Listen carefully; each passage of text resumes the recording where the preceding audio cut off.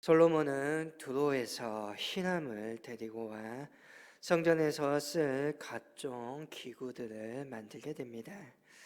오늘의 말씀은 성전뜰 좌우편에 놓이게 되는 물두멍과 그것을 받칠 받침대를 제작하는 것에 대한 이야기입니다.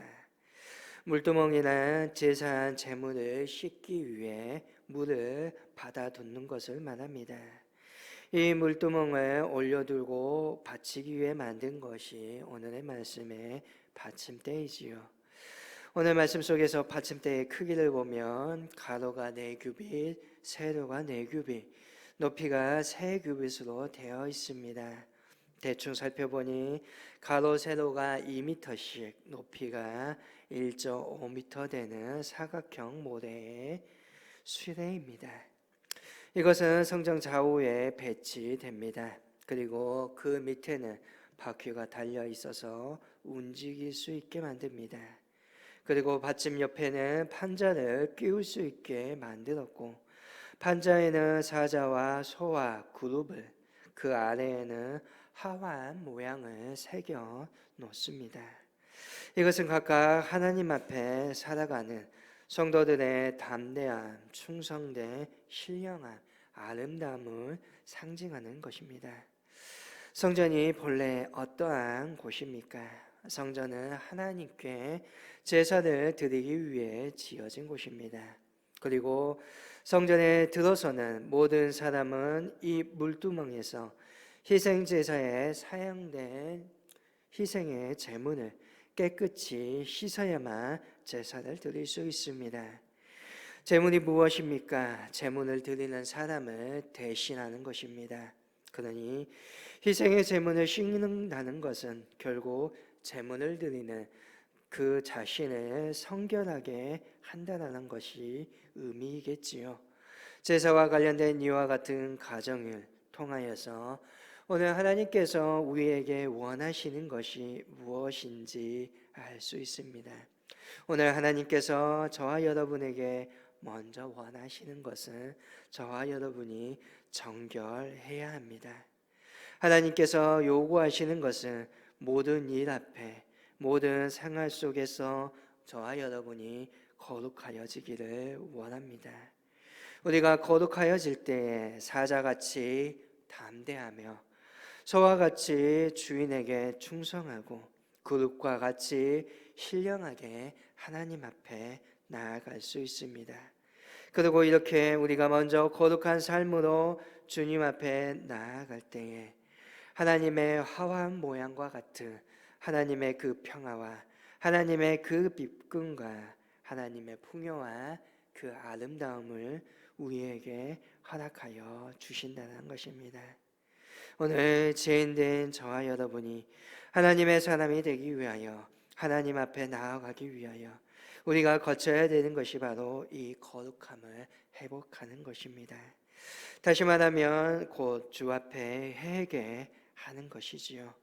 회개하지 아니하고는 하나님의 사람으로서 하나님의 일을 감당할 수 없다는 것입니다.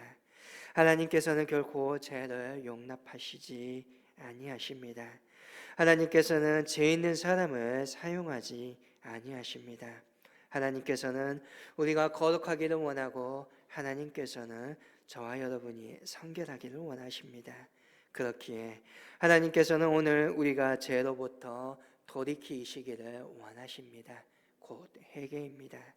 회개는 결코 말로 하는 것이 아닙니다. 회개는 기도를 통하여서 끝내는 것이 아닙니다. 회개는 저와 여러분의 삶을 통하여 나타나는 것입니다. 하나님 앞에 나와 울고불고 회개했습니다가 아닙니다. 하나님 앞에 오늘 내 삶을 돌이켜 다시금 내보이는 것이 회개인 것입니다. 그러하여 세상 속에서 오늘 나는 거룩하여지기를 성결하기를 지켜 힘써 싸우는 것입니다. 하나님은 거룩하고 믿음으로 정결한 사람들을 통하여서 하나님의 그 거룩하심이 이 세상 가운데 나타나시기를 원하신다는 것입니다. 그렇기 때문에 하나님은 이렇게 말씀하시는 것이지요. 내가 거룩하니 너희도 거룩하다. 하나님의 그 거룩함을 나의 모습을 통하여서 오늘 이 땅에 나타 보이시기를 원하신다는 것입니다. 계속해서 38절과 39절의 말씀을 보게 되면 히람은 받침대 위에 놓은 물두멍을 10개를 만들게 됩니다. 물두멍은 백성들이 가지고 온 희생제물을 하나님께 드리기 전에 그 제물을 정결케 하는 물을 담는 용기도 만들었습니다.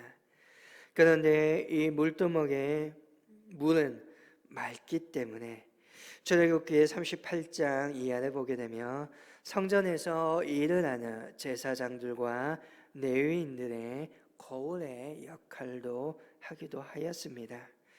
성전에서 일하는 사람들이 이 물두멍 앞에서 자신의 몸이나 옷에 흠이 없는지를 그 물에 비추어 보고 다듬고 온전한 모습으로 하나님의 성전, 성막에서의 일을 하였다는 것입니다.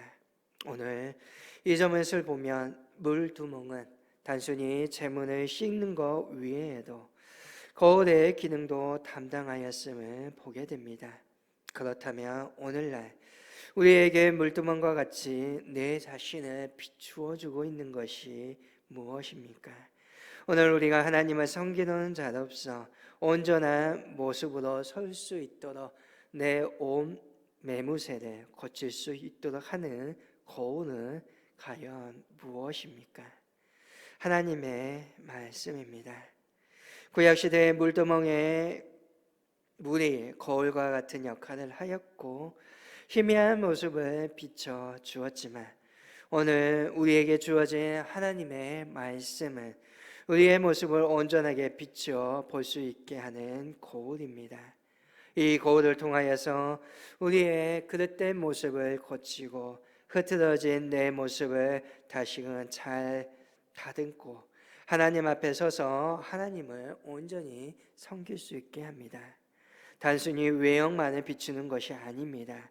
하나님의 말씀인 성경의 말씀은 오늘 내 외형이 아닌 우리의 마음의 중심을 비추고 있습니다. 바울 사도는 성경의 기록에 대해서 이렇게 말합니다.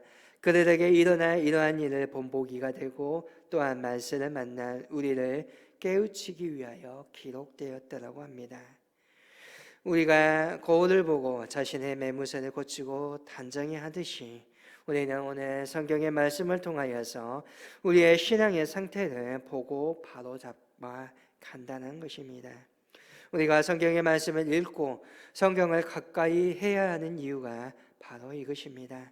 하나님 앞에 그릇된 것, 오늘 흠이 있는 것을 고쳐 나아가며 온전한 믿음의 신앙을 이루어가기 위함입니다. 그러므로 말씀을 잊지 아니하면 오늘 지금 내 자신의 신앙의 모습이 어떠한지를 알 수 없습니다. 오늘 내 신앙의 모습이 어떠한지, 오늘 내 양심은 어떠한지 알지 못합니다. 그래서 시편 1편은 말합니다. 복 있는 사람은 다른 사람이 아니라 하나님의 말씀을 주야로 묵상하는 사람이라고 말하고 있습니다.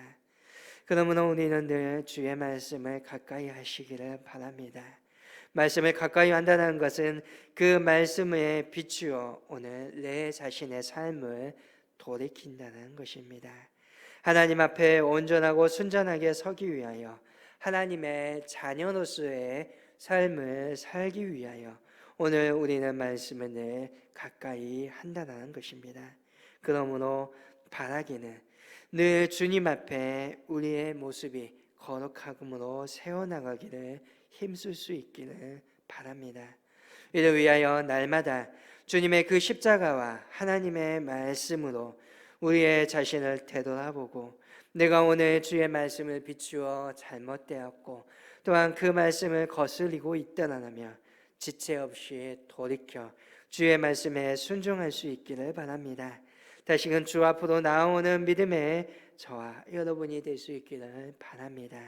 오늘 십자가의 그 은혜, 말씀을 주사 우리에게 늘 돌이키게 하시는 그 사랑을 더욱더 사모할 수 있기를 바랍니다. 주의 말씀을 가까이 하시기를 바랍니다. 복 있는 사람은 주의 말씀을 가까이 하고 그 말씀에 순종하며 살아가는 사람입니다. 그 믿음의 사람이 오늘 저와 여러분이 될 수 있기를 주님의 이름으로 간절히 축복합니다.